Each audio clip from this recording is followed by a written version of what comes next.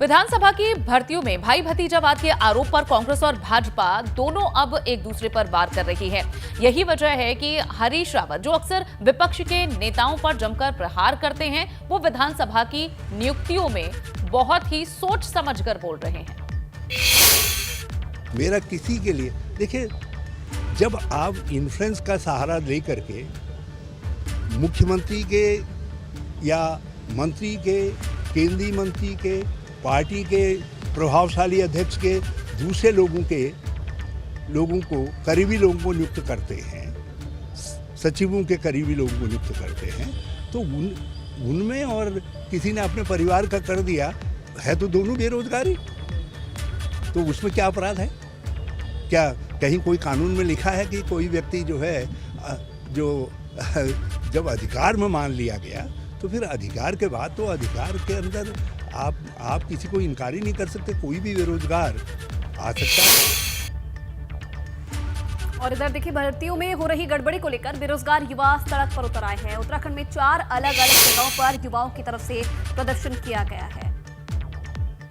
तो बड़कोट, उत्तरकाशी, मसूरी, बागेश्वर की तस्वीरें आप देख रहे हैं, जहां बेरोजगार युवाओं की तरफ से प्रदर्शन किया गया। भर्तियों में हो रही गड़बड़ी की सीबीआई से जांच की मांग की गई है। मसूरी में एनएसयूआई से जुड़े छात्रों ने भर्ती घोटाले को लेकर प्रदर्शन किया, सीबीआई जांच की मांग की है। और ऐसी ही तस्वीर बड़कोट, उत्तरकाशी और बागेश्वर से भी सामने आई है। 4 तस्वीरें आपको दिखा रहे हैं, जहां युवाओं का आक्रोश इस मामले में सड़कों पर दिखा। बड़कोट, उत्तरकाशी, बागेश्वर, मसूरी की ये तस्वीरें दिखा रहे हैं, जहां सड़कों पर बैठकर युवाओं ने धरना प्रदर्शन किया है। हाथों में पोस्टर, बैनर लेकर इसके खिलाफ अपना गुस्सा व्यक्त किया है। भर्तियों में गड़बड़ी से ये सभी युवा नाराज हैं। ब्रेक के बाद आप सभी का स्वागत है और चलिए अब गंगा सवेरा में आगे बढ़ेंगे। तो देखिए, आगरा में महापुरुषों की मूर्तियों पर अब सियासत गर्मा गई है। समाजवादी पार्टी ने भाजपा पर मूर्तियों के बहाने राजनीति करने का आरोप लगाया है।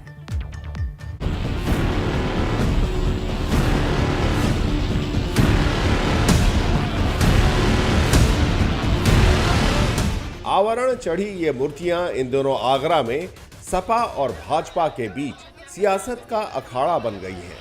दरअसल आगरा में चुनाव से पहले कई महापुरुषों की प्रतिमाएं लगाई गई थीं, जिनका आज तक अनावरण नहीं किया गया। उन्हीं में से एक है आगरा फोर्ट के करीब लगाई गई वीर गोकुला जाट की ये प्रतिमा, जिसके अनावरण की मांग को लेकर सपा ने हल्ला बोल का ऐलान कर दिया है। आगरा में मूर्तियों पर सियासत तेज हो गई है। आगरा के एक पार्षद राहुल चौधरी ने कहा है कि आगरा में तमाम चौक चौराहों पर महापुरुषों की मूर्तियां इलेक्शन से पहले लगा दी गई, लेकिन अभी तक उनका अनावरण नहीं किया गया है। भारतीय जनता पार्टी केवल वोटों की खातिर इन मूर्तियों के नाम पर राजनीति करती है। आप देख सकते हैं कि ये आगरा किले के सामने एक चौराहे पर ये वीर गोकुला जाट की ये मूर्ति है। जाट समाज में मैसेज देने के लिए इस मूर्ति को यहाँ लगाया गया है, लेकिन आप देख सकते हैं कि कई महीने हो चुके हैं, करीब 8 महीने हो चुके, वीर गोकुला जाट की प्रतिमा का अनावरण नहीं हुआ है। सिर्फ गोकुला जाट ही नहीं, बल्कि यमुना किनारे रोड पर महाराणा प्रताप की ये प्रतिमा भी अनावरण का इंतजार कर रही है। ऐसी ही तमाम मूर्तियों का अनावरण करने का सवाल सपा की तरफ से नगर निगम में उठाया गया है। भारतीय जनता पार्टी की नीति है, महापुरुषों के नाम पर सिर्फ वोट प्राप्त करते हैं, उनका सम्मान नहीं करते। चौराहों पर किसान योद्धा वीर गोकुला जाट जी की प्रतिमा लगा दी गई, सम्राट महाराणा प्रताप की आगरा में प्रतिमा लगा दी गई, लेकिन उनका अनावरण अभी तक नहीं किया गया। हालांकि सपा की मांग पर जिला प्रशासन का कहना है कि मूर्तियों के अनावरण के लिए माननीयों से समय मांगा गया है और समय मिलते ही मूर्तियों का अनावरण कर दिया जाएगा। केवल मूर्ति नहीं होती, मूर्ति का पेडेस्टल भी होता है, उसके बाद मूर्ति के आसपास का भी लैंडस्केपिंग डेवलपमेंट होता है और जो भी ट्रैफिक आइलैंड है उसका भी डेवलपमेंट होता है। तो केवल मूर्ति कंप्लीट हो जाने से हम लोग इनॉग्रेशन में नहीं जाते हैं। हम लोग को ये भी ध्यान में रखना होता है कि उसके आसपास का जो परिसर है उसको भी हम लोगों को ठीक करना है। यानी आगरा के चौक चौराहों पर लगी इन मूर्तियों का अनावरण कब होगा, इसका ठीक ठीक जवाब ना तो आगरा नगर निगम के पास है और ना ही जिला प्रशासन के पास। ऐसे में तब तक ये मूर्तियां ऐसे ही धूल भांगती रहेंगी और इन्हें लेकर राजनीति भी चलती रहेगी। आगरा से ब्यूरो रिपोर्ट, एबीपी गंगा। बड़ी खबर आ रही है देहरादून से। यहां यूके के पूर्व सचिव संतोष बडोनी सस्पेंड हो गए हैं। प्रभारी सचिव विनोद कुमार सुमन ने ये आदेश जारी किए हैं। यूके पेपर लीक मामले में ये बड़ी कार्रवाई हुई है।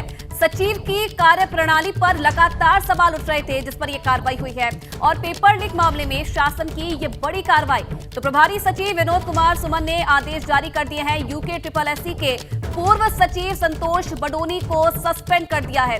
लगातार इनकी कार्यप्रणाली पर सवाल उठ रहे थे, जिसके बाद अब ये बड़ी कार्रवाई हुई है और इन्हें सस्पेंड कर दिया गया है।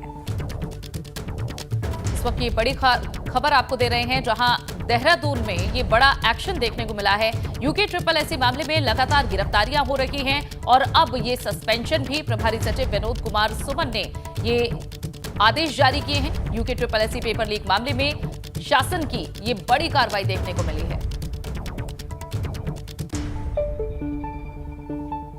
और चलिए ज्यादा जानकारी ले लेते हैं। पंकज राणा हमारे संवाददाता जुड़ गए हैं। पंकज, इससे पहले गिरफ्तारियां हम देख रहे थे और अब पूर्व सचिव को सस्पेंड कर दिया गया है। इनकी भूमिका कैसी देखी गई और किस तरह से ये कार्रवाई इस पूरे मामले में देखी जाए?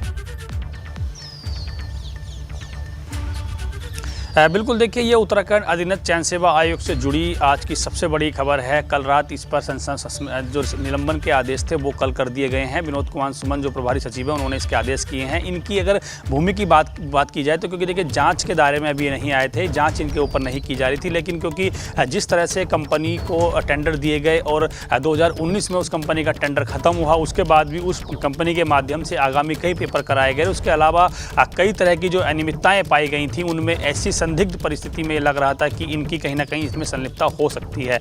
उसी के आधार पर इनको सस्पेंड किया गया है। और अभी क्योंकि अभी नए सचिव बना दिए गए थे, पूर्व में सचिव रहे थे और इसी वजह से उनको पद से हटाया भी गया था। तो क्योंकि देखिए लगातार कांग्रेस की ओर से भी ये सवाल खड़े हो रहे थे कि अध्यक्ष और सचिव जो रहे हैं उनकी और उन पर भी क्यों नहीं इसकी गाज गिर रही है, उनके खिलाफ क्यों नहीं जाँच की जा रही है। तो हम कह सकते हैं कि एक दबाव भी कांग्रेस का कहीं ना कहीं इसमें रहा है और उसके आधार पर ही शासन द्वारा उनको निलंबन किया गया है। तो ये सबसे बड़ी खबर हम कह सकते हैं, क्योंकि अभी तक जो गिरफ्तारी हुई हैं उन लोगों की गिरफ्तारी हुई है जो कहीं ना कहीं पेपर लीक मामले में संलिप्त थे, जिन्होंने पेपर लीक में बड़ा सहयोग करा है और कहीं ना कहीं पैसे का लेन देन किया है। लेकिन सचिव की भूमिका इसलिए महत्वपूर्ण हो जाती है क्योंकि उनके माध्यम के उनके द्वारा रहते हुए कई तरह की परीक्षाएं की गई थी और कई तरह से जो कंपनियां रही होंगी या जो परीक्षाएं की गई थी उनमें परीक्षा का पेपर बनाने से लेकर कंपनियों को टेंडर देना और परीक्षा सेंटर तैयार करना, ये तमाम चीज़ें सचिव के ऊपर डिपेंड करती हैं, अध्यक्ष के ऊपर डिपेंड करती हैं कि कैसे हम आगे की परीक्षाओं को कराएंगे।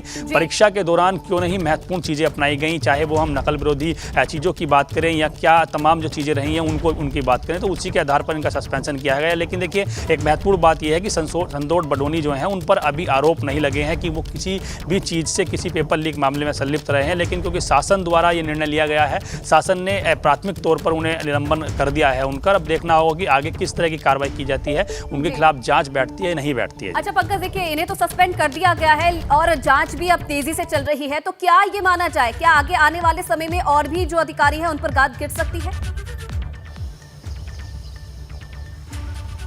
निश्चित तौर पर देखिए, क्योंकि अगर हम यहाँ बात करें तो तमाम जो चीज़ें उत्तराखंड अधीनस्थ चयन सेवा आयोग में रही हैं उसमें सबसे बड़ी जो गंभीरता है उन अधिकारियों पर रही है जो आयोग में अध्यक्ष थे या सचिव थे या बड़े अधिकारी थे। क्योंकि तमाम जो पेपर हुए हैं उनमें कंपनियों को टेंडर देने से लेकर पेपर छपवाने और परीक्षा नियंत्रक से लेकर तमाम जो सेंटर बनाए जाने हैं और ड्यूटी जो लगाई जाती है तमाम कर्मचारियों की, उनको लेकर रही है। तमाम जो टेक्निकल चीज़ें रही हैं उनके माध्यम से की जाती हैं। तो सबसे महत्वपूर्ण कड़ी यही हो जाती है कि आयोग में जो बड़े अधिकारी थे उन्होंने पहले ही क्यों नहीं गौर दिया कि इस तरह की चीज़ें आयोग में हो सकती हैं। क्योंकि जितने भी पेपर आयोग में हुए हैं अब तक 88 पेपर आयोग ने 2014 से लेकर अब तक कराए हैं। तब से लेकर अब तक अधिकांश परीक्षाओं में इस तरह के घपले के आरोप लगे हैं। तो कई FIR इससे पहले भी हुई हैं, कई जाँचें इससे पहले भी हुई हैं, लेकिन उसके बाद भी जब परीक्षाएँ कराई गई तो ये नहीं देखा गया कि परीक्षाओं में कई तरह की घपले किए जा रहे हैं, गड़बड़ियाँ की जा रही हैं। उसके बाद भी सतर्कता नहीं अपनाई गई, कई ठोस नियम नहीं बनाए गए। गए। तो ये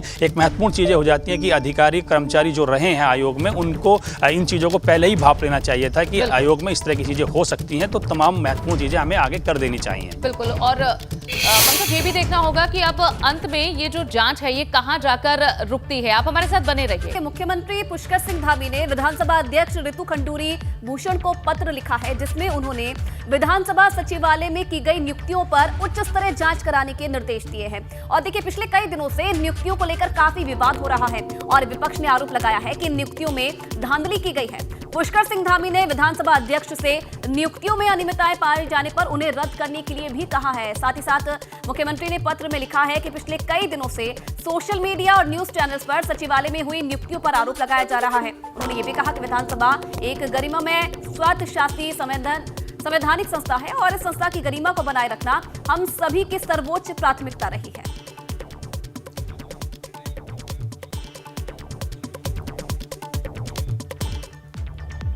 और चलिए, इस पर भी पंकज राणा ज्यादा जानकारी हमारे संवाददाता देंगे। पंकज जी, ये दो बड़े मामले हैं। इससे पहले UKSSC पर हमने बात की और अब विधानसभाओं में भर्ती का जो मामला है ये भी गरमाया हुआ है। इस मामले में जांच अभी तक कहां पहुंची है और ये जो बयान इस पर नया आया है, क्या इसकी गंभीरता इससे पता चलती है इस पूरे कथित घोटाले की?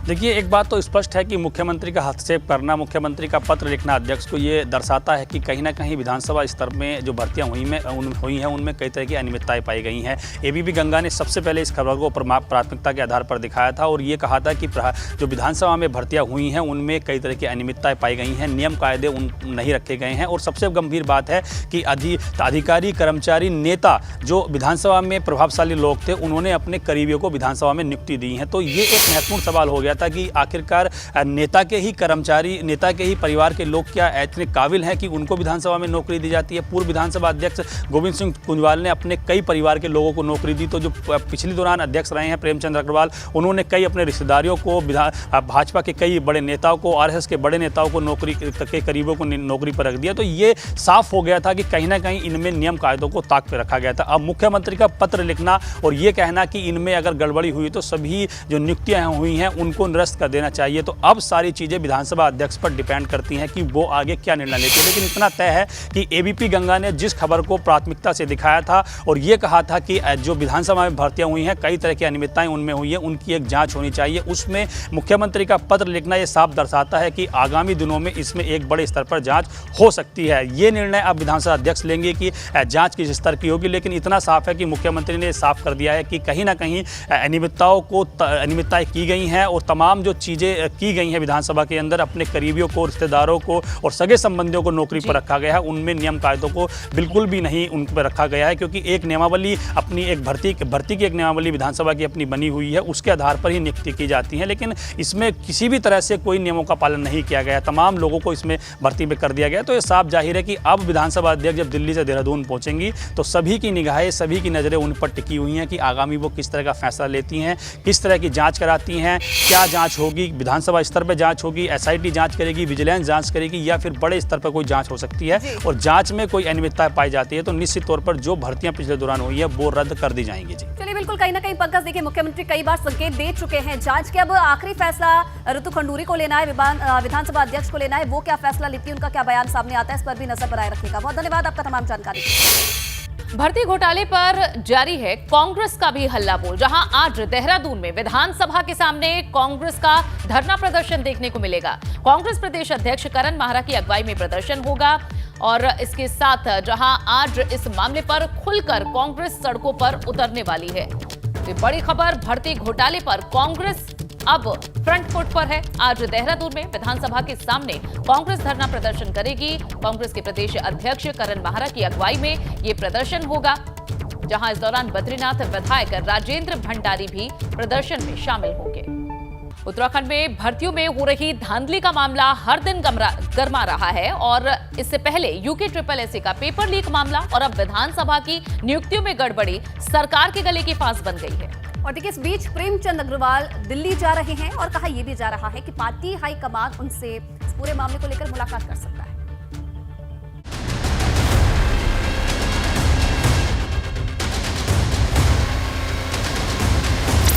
तो जो सजा मुझे देना स्वीकार है। तमाम जो है हार्ड कोर कैडर के नाम जो सामने आया है और तमाम मंत्रियों के बीआरओ के नाम सामने आए हैं। आप सबको पता है कि किस किस के ज़माने में क्या क्या हुआ है।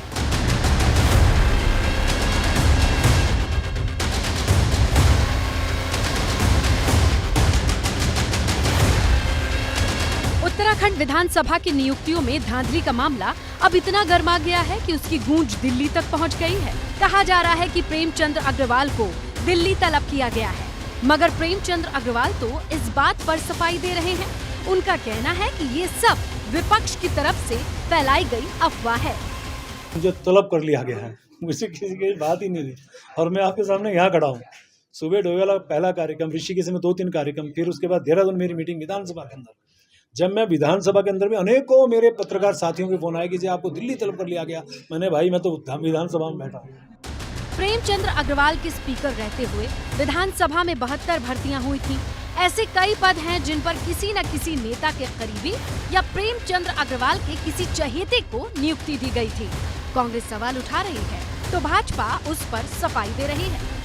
तो राज्य के बेरोजगार नौजवानों की लंबी फौज राज्य में खड़ी है और जिस प्रकार से उत्तर प्रदेश और राजस्थान से बुला करके लोगों को यहाँ पर नौकरियां दी जा रही हैं, तो निश्चित उत्तराखंड की जनता आज ये सवाल पूछ रही कि आखिर ये राज्य शहीदों के सपने का राज्य क्या यही था? इसीलिए इस राज्य की इतनी लंबी लड़ाई लड़ी और कांग्रेस पार्टी आज प्रदेश की जनता और बेरोजगार नौजवानों के साथ खड़ी है। सरकार ने कह दिया है कि जाँच हो जाएगी, निष्पक्ष जाँच होगी और जो भी गड़बड़ियाँ होंगी उनके खिलाफ कार्रवाई की जाए।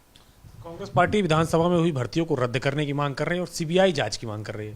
देखिए, मैंने कहा कि भाई जब जांच के लिए आदेश हो गए हैं, मुख्यमंत्री जी ने कह दिया है कि हम हर प्रकार की जांच कराएंगे, हर स्तर की जांच कराएंगे, तो सबको जो है देखना चाहिए कि भाई जब जांच हो जाएगी उसके बाद जब निर्णय आ जाएगा तब सबको जो है ये देखना चाहिए कि हमने कितने पारदर्शिता से काम किया है। इसी बीच सोशल मीडिया पर एक और लिस्ट जारी हुई है। इस लिस्ट में कई नेताओं के करीबियों के नाम शामिल हैं। उनकी नियुक्तियां विधानसभा में दर्शाई गई हैं। हालांकि भाजपा इनकार कर रही है, उसे इस सूची के बारे में कोई जानकारी नहीं है। लिस्ट हमारे संज्ञान में नहीं है, लिस्ट में क्या है, लेकिन हमारी सरकार, भारतीय जनता पार्टी सरकार और भारतीय जनता पार्टी संगठन हमेशा जीरो टॉलरेंस की नीति पर काम कर रहा है और हमारे मुख्यमंत्री स्पष्ट कर चुके हैं कि जहां भी चाहे किसी भी स्तर पे कहीं कोई गड़बड़ी हुई हो तो उसके लिए सरकार जांच के तैयार है। अब सवाल ये है कि इतना बवाल होने पर भी क्या इन नियुक्तियों को लेकर कोई बड़ा फैसला लिया जा सकेगा या फिर मामले को यूं ही रफा दफा कर दिया जाएगा। एबीपी गंगा के लिए देहरादून से पंकज राणा और मसूरी से सुनील सोनकर की रिपोर्ट।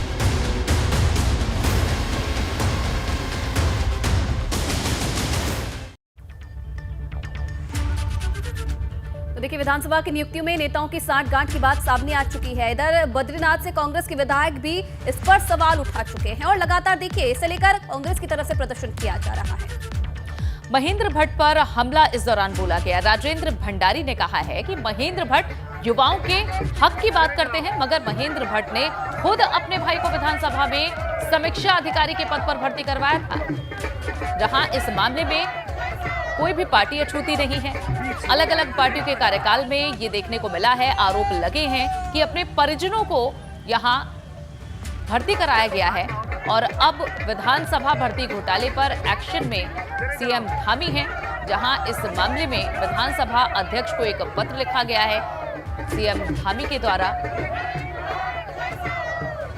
भाजपा के प्रदेश अध्यक्ष महेंद्र भट्ट जी बातें तो बड़ी बड़ी कर रहे हैं, रोजगार देंगे, महंगाई खत्म करेंगे, भ्रष्टाचार खत्म करेंगे। पहले भ्रष्टाचार अपने भाई से तो खत्म करें। अपने भाई को तो समीक्षा अधिकारी लगवा दिया है और वो जनता कहाँ जाएगी जो वोट दे रही है, जो आंखें पसारे बैठी हुई है वर्षों से। ये केवल कथनी और करने में अंतर नहीं हो गया, ये बोलना कुछ और करना कुछ है। इसलिए भाजपा की बातों पे लोगों को विश्वास नहीं रह गया है।